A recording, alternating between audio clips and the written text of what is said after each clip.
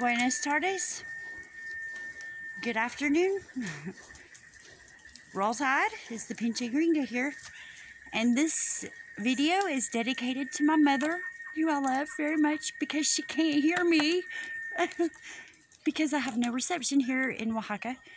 And it's very frustrating for me because I'm trying to tell her a very important story. And I'm very tired. That's why I look like I do. I hiked yesterday to a top of a mountain.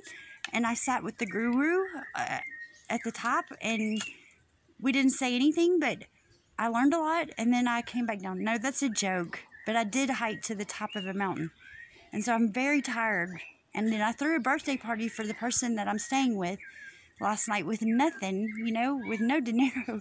But it was a wonderful birthday party. Anyway, this video is for my mother. And it's very important because I need to tell her. I haven't spoken to her much, and she doesn't know much about what I do here in Mexico. And so I'm going to stop being emotional because that's stupid. But she can't hear me, so I'm going to sit right here. Let me show you where I am first. Paradise. I would call this Eden's sister city.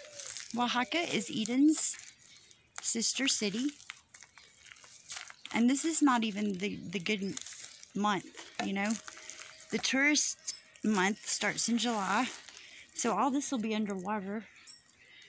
Which, you know, I love water. So it's like perfect for me. I'm going to sit down because I'm tired. Look at this rock. It's incredible. There's a lot of gold here in Oaxaca. There's a lot of gemstones and quartz. And I'm dying to talk to my sister because she was a geologist. I guess she's still a geologist.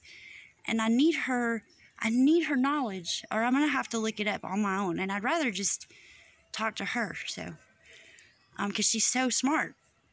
But anyway, here's the deal. I moved to Mexico City. I moved to the most dangerous part of Mexico City, not knowing that it was the most dangerous part of Mexico City. It's where the Cartel de Ojos are, which are the most vicious in Mexico City. Oof. I had 2 friends killed in just a matter of months there. One killed himself by hanging, and then the other one was shot 11 times under his car. And so, you know, I've seen a lot of violence. And, but on the other hand, seen a lot of beautiful, beautiful things there. There's a beautiful park there called Xochimilco. But the most beautiful thing are the people that really, even the bad people are not that bad. It's weird. But I moved there and ended up on my own with no money. I had nothing. And I thank God for that because it was the best experience I had ever had.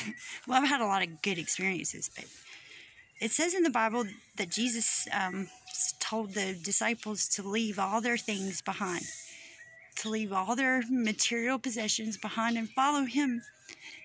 And I couldn't help but think of that when I was walking in the parks there, because I didn't have many possessions, and every possession I had ended up getting stolen.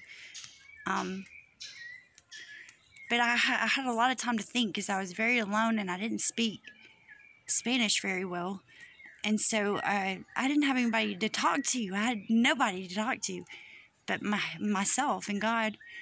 And so I did a lot of soul searching. I had people asking me, since I was the only white person in the area, literally only white, especially blonde girl there. I had so many people ask me for English lessons because they're desperate to learn English, because they think that if they learn English, they'll make money. And I was like, oh, well, I could make money too. I know English very well. I'm not a teacher, but I know English very well. And, well, más o menos. But I know art better. And I have taught art at times, many times. But I came up with a concept that was really cool to have a school, or I wouldn't even call it a school, but have a private school to teach kids English and art at one time. I learned Spanish in Tianguis, which is a giant flea market. Because the first week that I was here, I had to make money because my ex-husband would not give me any money, and so I was forced to go and make things out of garbage or paint things or make jewelry or whatever I had to do, and then go and sell it. But I didn't know Spanish, and so I started learning Spanish just by talking to the people that were buying things from me. And I have a very huge advantage here because I'm a white gringa, and I'm funny, and I'm cute, you know, which can be a bad thing too. But I have an advantage here. And so I started to develop, you know, a concept of the school. I wrote out what kind of arts I could teach. There's like, I could count more, but I came up with, I know 17 different types of art, which is like crazy. I started thinking about it when I started the school. That's crazy. I've done jewelry. I can do cross-stitching. I can do crochet. I can paint different styles of paint. I can draw, sketch. I can Chinese ink paint. I can do ballet. I can do photography. I can sculpt wood. I can sculpt rocks. I can make things out of plants. I can make bonsai trees. I can do anything I want to do. And Mama, this is for you. I'm trying not to cry. Because all things are possible in Jesus Christ who lives in me. All things are possible. And that's so incredibly true. We don't even know how true that is. It's very powerful. So I put together a packet proposal, a business proposal, and it had all the different types of art that I would teach, and you know how I would start, which is with, you know, basic. I would have books. I would have, you know, a blackboard, and write the words out so, you know, you can remember them. I don't think that does any good, though. I think the best thing is just to listen to people.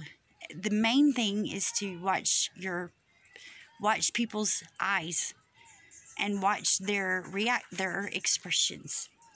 And you have to be a little smart to put the two together. So if you're dumb, you can't get it. Mama, this is for other people too, so disculpa me. I mean, pardon. But seriously, I learned through people's eyes. I learned because I was selling things, and then their expressions. I mean, you can read people. It's body language. And so, I thought about this a lot. And I was met after, okay, so then I had the packet, and it was in English and Espanol. And I started a fundraising campaign, and was not very successful because I didn't have any help at all. I did it all alone. It was hard. If I had help, it'd be a lot easier. With the fundraising part, you know, because people don't understand. Even right now in America, you know, $1 for you is 24 pesos here. 24 pesos would buy me food and a drink. Okay. It's just crazy how the difference, like, it's, if every person in a church that I went to one time cared enough to send $1, I would have a school Rita. But it's okay, because Dios provides. Dios always provides what he needs. What he needs. Not what I need, but what he needs. So it's okay. I went around to Mexico City's the biggest city on earth. And the people there, some of them they're terrified of other people. They're terrified of everything. I have no fear left. I've learned that, and it says in the Bible, no fear nothing. And so I don't fear anything. I'll go anywhere and do anything. I have no fear. So I went to, it was hard because I did have a little fear, but I got over it. I got rid of it. And I went to people, I went to businesses, I went door to door, and I showed people my art. I showed people my concept, my proposition. Some of them wouldn't even take the time to read it at all. Some of them just gave me money, didn't even care to read, but gave me money. And I'm talking about like 10 pesos.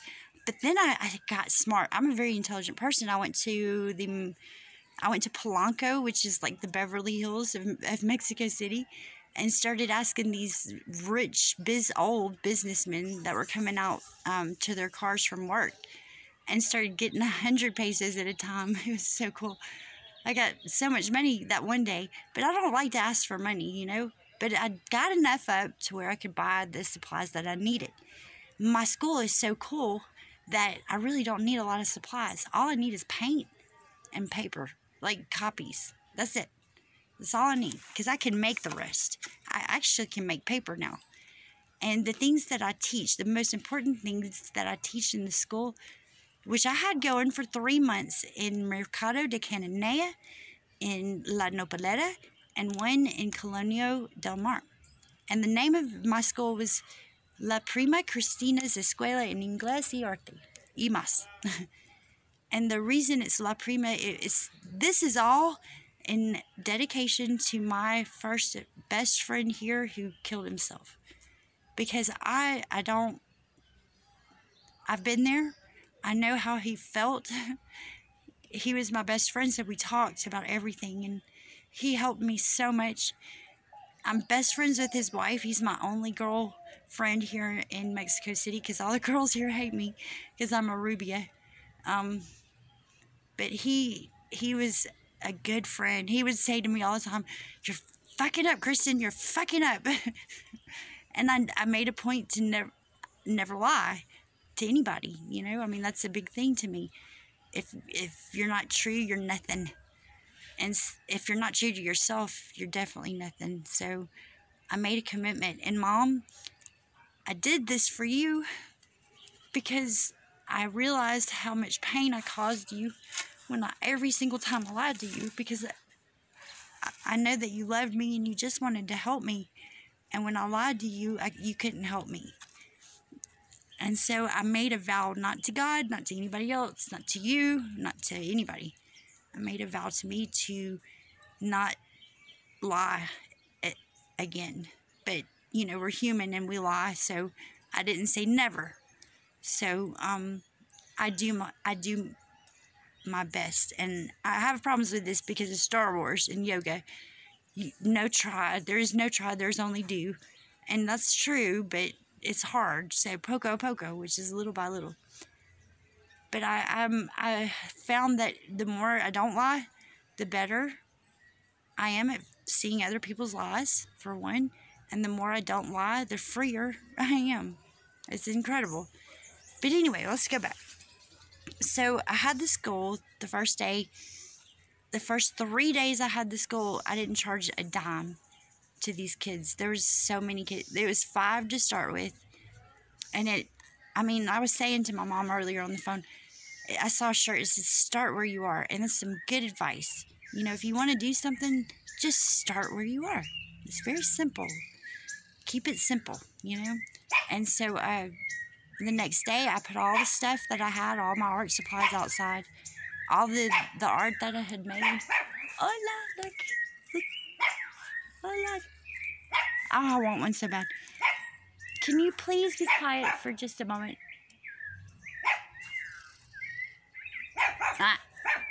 Por favor. Anyway, if you were here, Mom, I'd be okay.